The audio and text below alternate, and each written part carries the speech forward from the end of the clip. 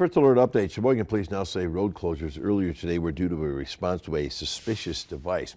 Sheboygan police officers responded to the 1300 block of New York Avenue after a call about a suspicious item.